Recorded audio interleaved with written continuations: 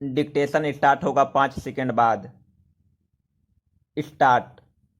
लंबे समय से उपेक्षित भारत के समुद्री क्षेत्रों को राष्ट्रीय समुद्री सुरक्षा समन्वयक मतलब नेशनल मैरीटाइम सिक्योरिटी कोऑर्डिनेटर की नियुक्ति के साथ फिर से एक सूत्र किया जाएगा माना जा रहा है।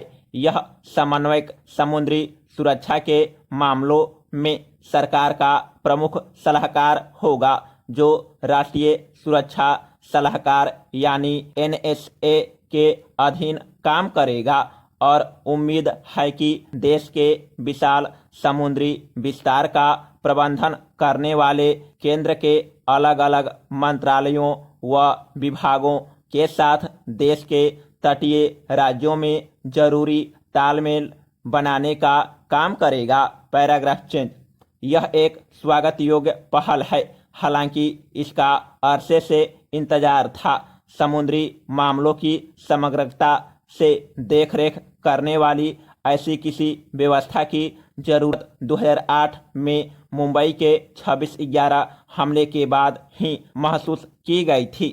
उस हमले ने बेपर्दा कर दिया था कि राष्ट्रीय सुरक्षा पर आने वाले किसी बड़े खतरे का प्रभावी ढंग से जवाब देने के लिए केंद्र व राज्यों की बीच समन्वय की भारी कमी है।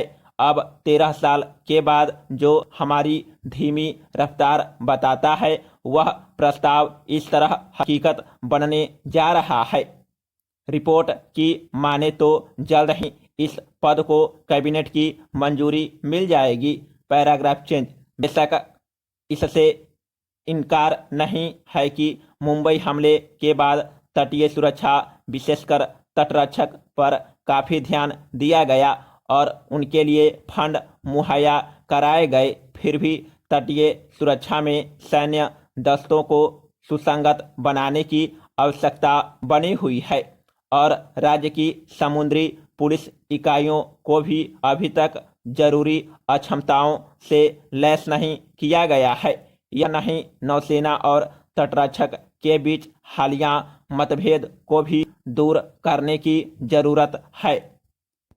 NMSC को सौंपे जाने वाले कर्तव्यों और जिम्मेदारियों का चार्टर भी यह स्पष्ट कर देगा कि उनके लिए आखिर क्या सोचा गया है, लेकिन कुछ खास बातों पर जरूर ध्यान दिया जाना चाहिए।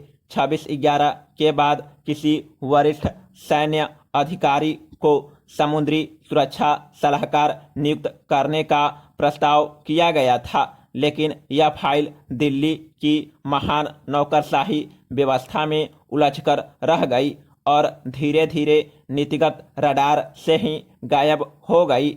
यह माना जाता है कि सलाहकार शब्द को उस समय ज़्यादा समर्थन नहीं मिला, क्योंकि यह राष्ट्रीय सुरक्षा सलाहकार जैसा मालूम पड़ रहा था। Paragraph change. वर्ष 2003 में सागरमाला परियोजना के साथ अटल बिहारी वाजपेयी सरकार ने समुद्री क्षेत्र पर ध्यान देना शुरू किया, मगर यह साकार नहीं हो सकी। इसके बाद 2005 में संयुक्त प्रगतिशील गठबंधन सरकार ने राष्ट्रीय समुद्री विकास योजना बनाई, लेकिन यह भी योजना अनुसार इस क्षेत्र को नया जीवन नहीं दे सकी, यानी महासागरों को लेकर आधा अधूरा प्रयास होता रहा। Paragraph change. ऐसे में प्रधानमंत्री नरेंद्र मोदी को समुद्री क्षेत्र पर विशेष ध्यान देने का श्रेय दिया जा सकता है, जिन्होंने अपने पहले कार्यकाल में 2015 में हिंद महासागर के एक द्वीप के दौरे के दौरान SAGAR security and growth for all in the region यानी इस क्षेत्र में सभी राष्ट्रों के लिए सुरक्षा और विकास शब्द गढ़ा। हालांकि इस सोच को साकार करने के लिए एक मजबूत बुनियादी ढांचे की जरूरत थी, जिसमें मोदी 1.0 की कैबिनेट की क्षमता और रक्षा मंत्रियों की लगातार विदाई। 5 साल के कार्यकाल में 4 मंत्री अड़चन बनी रही। हालांकि हाल के वर्षों में नीति आयोग ने समुद्री क्षेत्र पर नए सिरे से ध्यान देना शुरू किया और देश की नीली अर्थव्यवस्था, आर्थिक गतिविधियां जिनमें समुद्र व उसके संसाधनों का इस्तेमाल होता है पर केंद्रित नीतियां वाकई में उत्साहवर्धक है, मगर इसे सफलतापूर्वक हकीकत बनाने में हमारे सामने कई मुश्किलें आएंगी। जहां प्रस्तावित एनएमएससी मददगार हो सकते हैं। Paragraph change. पहली नज़र में प्रस्तावित प्रमुख सलाहकार की यह व्यवस्था मौजूदा रक्षा क्षेत्र के उच्च प्रबंधन के सामने जान पड़ती है। अभी नौसेना प्रमुख के पास यह महत्वपूर्ण जिम्मेदारी है जिसे चीफ ऑफ डिफेंस स्टाफ और थिएटर कमांडरों के पद के सृजन के साथ फिर से व्यवस्थित किया जा रहा है। जाहिर है राष्ट्रीय सुरक्षा के मोर्चे पर गंभीर बदलाव अब हमारी नीतियों का हिस्सा है।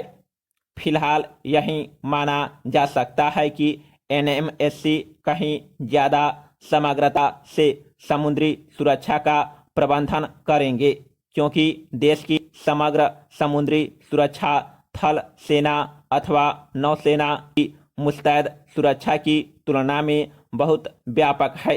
व्यापक समुद्री सुरक्षा भू रणनीतिक व भू राजनीतिक नीतियों का अंग है और इंडो पैसिफिक व क्वाड के गठन को देखते हुए हमें इस पर विशेष ध्यान देना होगा।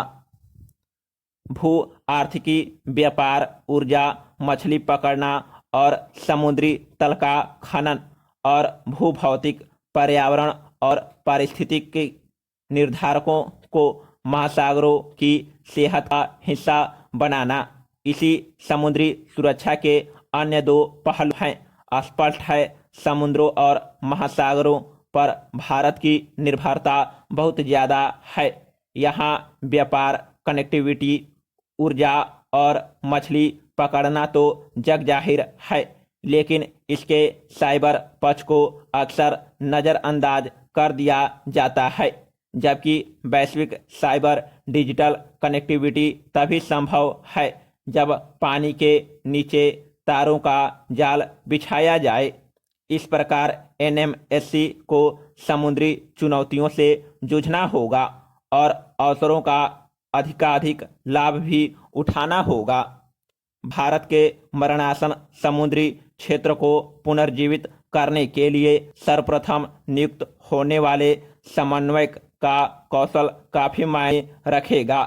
यह एक तथ्य यह भी है कि भारत प्रमुख अर्थव्यवस्था और बड़ी ताकत बनने की इच्छा तो रखता है, लेकिन उसके पास एक भी ऐसा बड़ा बंदरगाह नहीं है जो सामान की ढुलाई और बंदरगाह दक्षता सूचकांक में दुनिया के शीर्ष 30 बंदरगाहों में शुमार हो। भारतीय समुद्री पेशेवर भी यही रोना रोते हैं कि नई दिल्ली में बैठे नीति निर्माता उनकी योग्यता व क्षमता का इस्तेमाल नहीं करते और वैश्विक समुद्री पारिस्थितिकी तंत्र को नज़रअंदाज करते हैं। लिहाजा उम्मीद की जानी चाहिए कि एक राष्ट्रीय समुद्री शेरपा यानी एनएमएससी सागर को हकीकत बनाने और देश की विशाल समुद्री क्षमता के विवेकपूर्ण इस्तेमाल की राह आसान करेंगे। समाप्त।